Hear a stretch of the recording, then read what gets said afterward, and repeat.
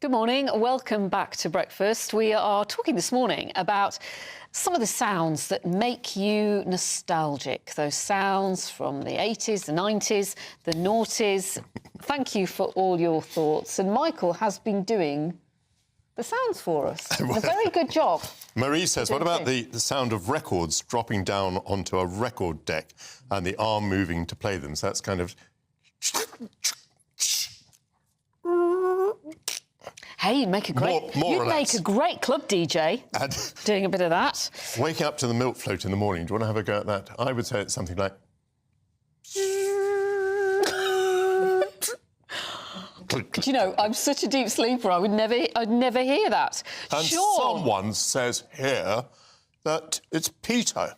Peter says, I miss the sound of the voice of Margaret Thatcher. Well... Peter, all you had to do was ask. Ask. Do you get it? You just had to ask. Wonderful. Love that. Oh, you recognise that? Love that. Good. Yeah, thank you for that suggestion, Peter. That was gold. And what about the Windows startup tune, says Alan. Don't know if it still exists, but I haven't heard it in years on my laptop. Like this, it makes this sort of beaming sound. Yes. I do remember it. I do remember. Okay. And Sean reminds us that the telephone box sound, which you were talking about, Michael, was called the pips.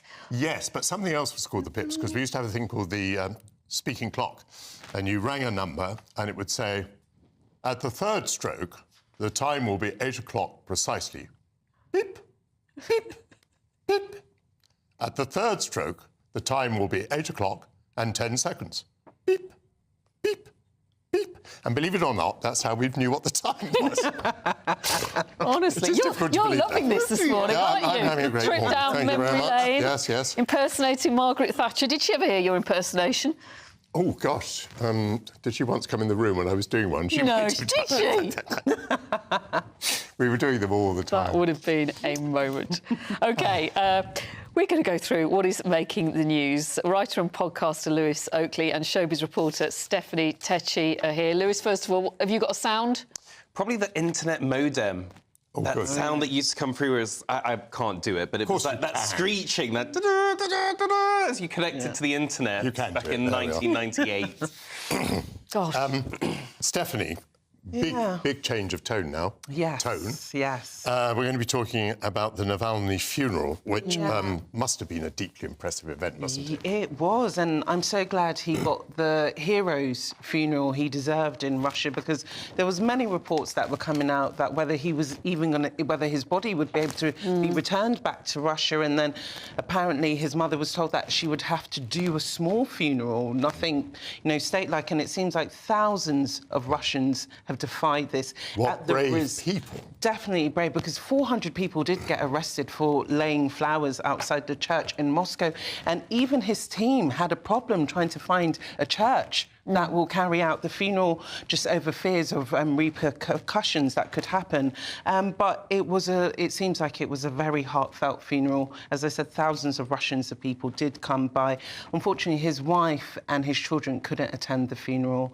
But they risk arrest, don't they? They return to Russia. But the wife said that she will continue, his legacy and his honour. But they were together for 26 years. So she was like, I don't know how I'm going to do life without you. I'm just speechless in admiration of Navalny. I mean, how can anyone be that brave to resist the dictator, to argue against him, to make the case, to be poisoned, to go back to Russia, to certain imprisonment, and to perish in jail? What an incredibly brave man. To be honest, I think he's a bigger threat being dead now. He's a political martyr, isn't he now? Yeah, he is, and I think the thousands of Russians of people who came out, there's probably more, and I think he's changed the mood of the country ahead of the elections. I don't know if it will be able to change anything in terms of Putin, getting back in power again, but definitely Navalny has left his dent on Russian.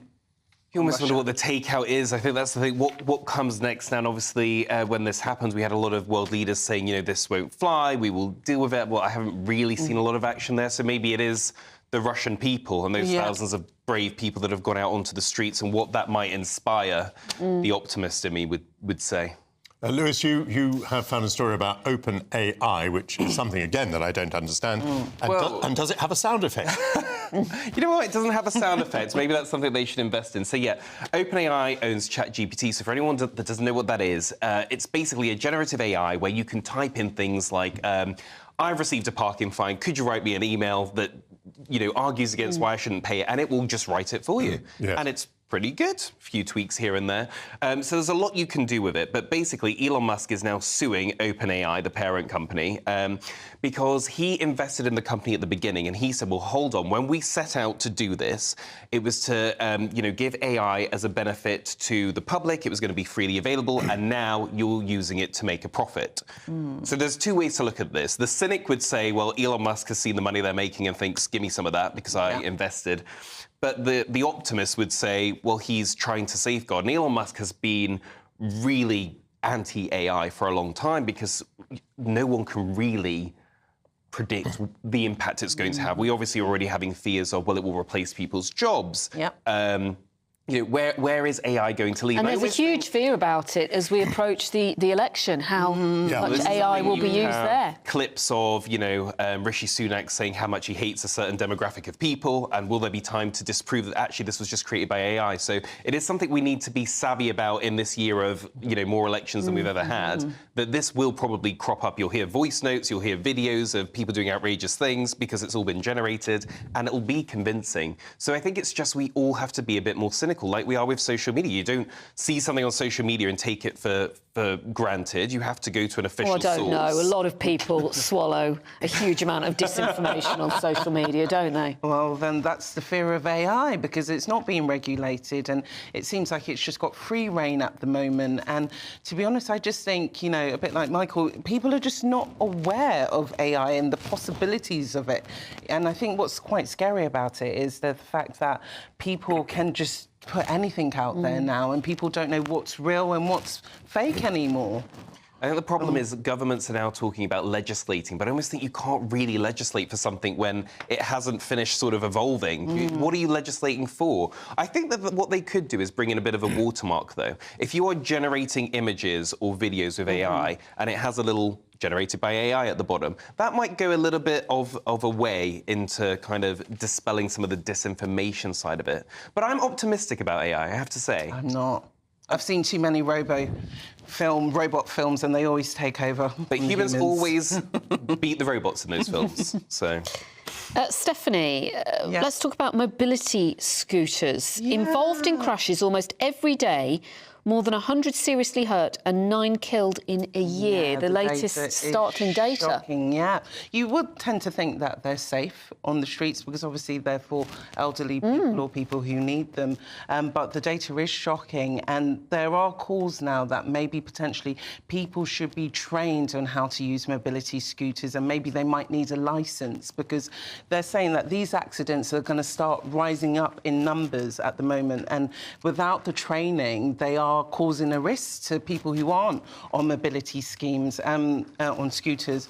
And the government has only put £90,000 towards training, and people are calling for more money towards it. So at the moment, can you get in a mobility scooter and drive it straight away? Drive it straight away without a licence or anything. And if you think about it, if you're driving a car or anything else, you've got a licence, so why not for a mobility scooter? I'm conflicted on that one, though, because what you then say that, well, there'll be people that won't get their licence, and if you're in your 80s or hard to get around, and then all of a sudden that lifeline to the outside world is taken away, that creates it's an obstacle.